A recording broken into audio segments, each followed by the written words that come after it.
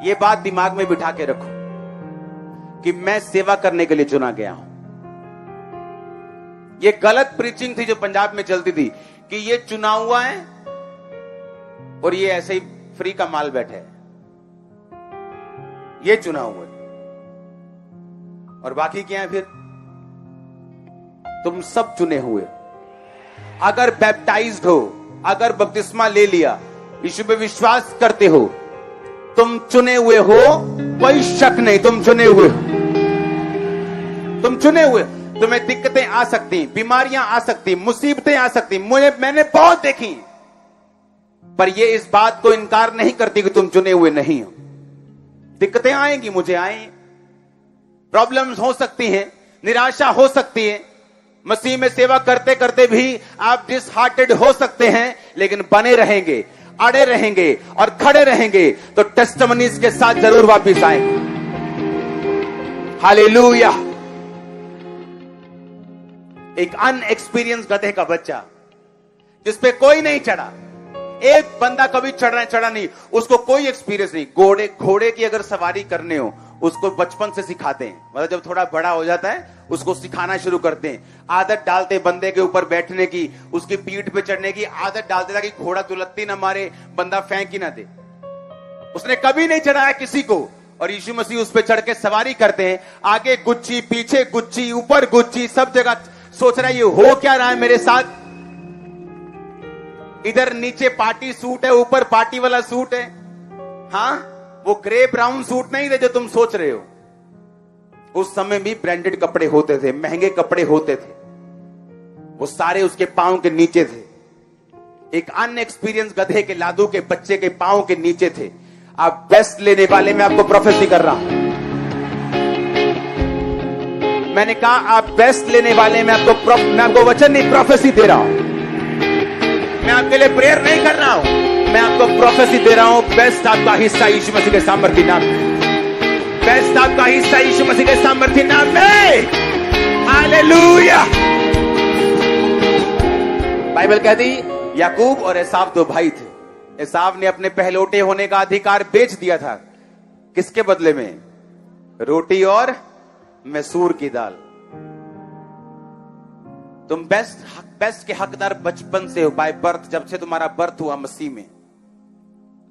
जब तुम्हारे माता पिता ने बर्थ दिया तब से नहीं, मसीह में जब बर्थ हुआ तब से तुम सक्सेस के हकदार हो। तुम्हें रोने की, करलाने की, भीख मांगने की जरूरत नहीं है परमेश्वर से। तुम चाहते हो कि तुम रोज सुबह तुम्हारा बच्चा उठकर तुमसे भीख मांगे खाने के लिए, तुमसे रो रो के कपड़े मांगे रोज, तुम चाहते हो? तुम बोलोगे कि ओए की ड्रामा फड़िया तुम, सब कुछ तुम्हारा है, अपना काम करो भाई, पढ़ो लिखो, बड़े हो तो काम करो, सब कुछ क्या है? तुम्हारा। सब कुछ तुम्हारा है चर्च। सब वो हीलिंग, वो बरकत, वो ब्लेसिंग, वो वीजा, वो उद्धार, वो आत्मिक, वो शारीरिक, वो सारी ब्लेसिंग खुदावन का रूह कर रहा है, वो सब कुछ तुम्हारा है चर्च। सब कुछ तुम्हारा है, सब कुछ तुम्हारा है चर्च। सब कुछ सोच लो, क्या क्या सोच लो, वो सब कुछ तुम्हारा है। वो सारा बेस्ट तुम्हारा है, वो सब तुम्हारा है चर्च। वो सब कुछ तुम्हारा है, सब कुछ। आमीन हो जाए, आशीष तुम्हारी हो। हालेलुया, हालेलुया, हालेलुया, आमीन। वो सब कुछ तुम्हारा है, सब कुछ। मुझे मालूम था वो सब कुछ मेरा है, लेकिन आज से 10 साल पहले इस बात पर विश्वास नहीं होता था। बोला कि ये मेरा कैसे हो सकता है, इसे तो डॉक्टर भी नहीं कर सकते, इसे तो मेडिकल साइंस भी नहीं कर सकती, ये कैसे मेरा हो सकता है? आज हो चुका है। वो असंभव को संभव कर सकता है। उसने किया है, वो करेगा। उसकी आदत है, उसकी हॉबी है, परमेश्वर की हॉबी है। हर इंसान की हॉबी होती है, किसी का टीवी देखना, किसी का मोबाइल देखना, किसी का पहाड़ों पे घूमने जाना। यीशु मसीह की एक हॉबी है, उसकी हॉबी है असंभव को संभव करना।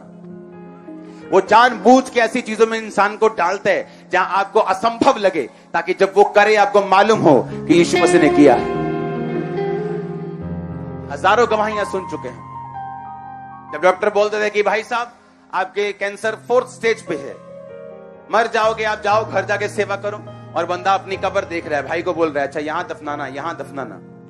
चर्च में ले हैंड होता है, वो कहां गई कब्र, वो कहां गया कैंसर, बीती बात हो गई। कहां क्यों ऐसा होता है?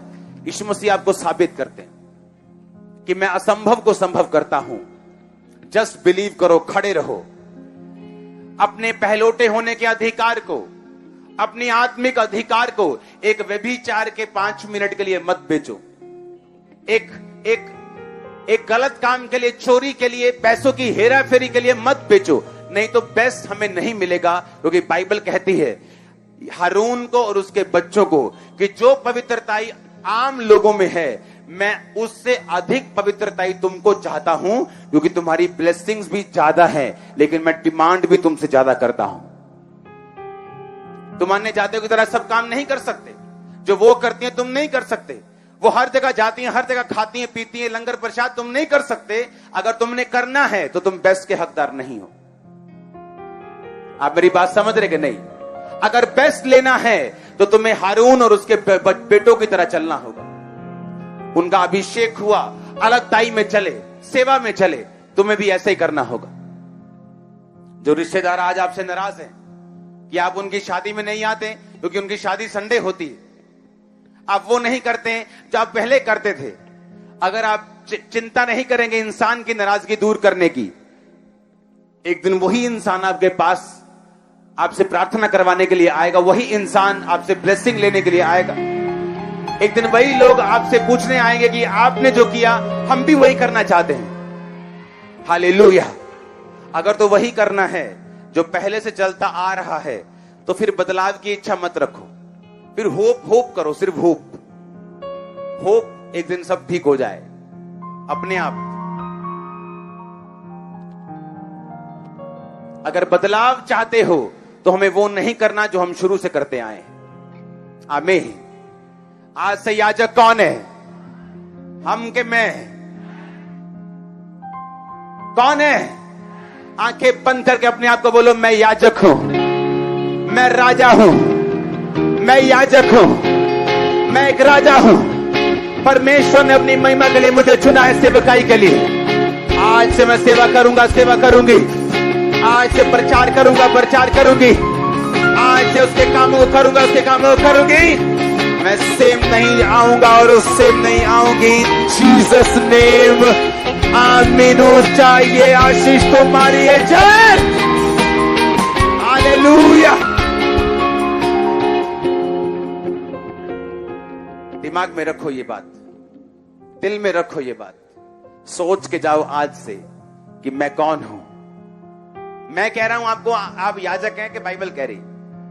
चलो फिर से पढ़ेंगे अगर बाइबल कह रही है।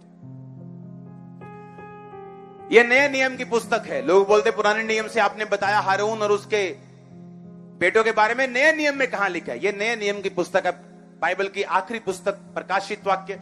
यूहन्ना जब पतमुस नामक टापू पे था, उसको ऐसे सोच लो कि काले पानी की सजा दी गई थी उसको। इसको ऐसे टापू पे छोड़ दो जहां पानी नहीं है, खारा पानी, मर जाएगा। वहां यीशु मसीह ने उसे विजन दिया। क्या बोला? कि हमें एक राजा, उसने क्या कहा? हमें एक राजा और अपने पिता परमेश्वर के लिए उसने याजक बना दिया। उसी की महिमा और पराक्रम युगानुयुग होती रहे। आपको क्या बनाया उसने? आपको क्या बनाया उसने? याजक, एक राजा।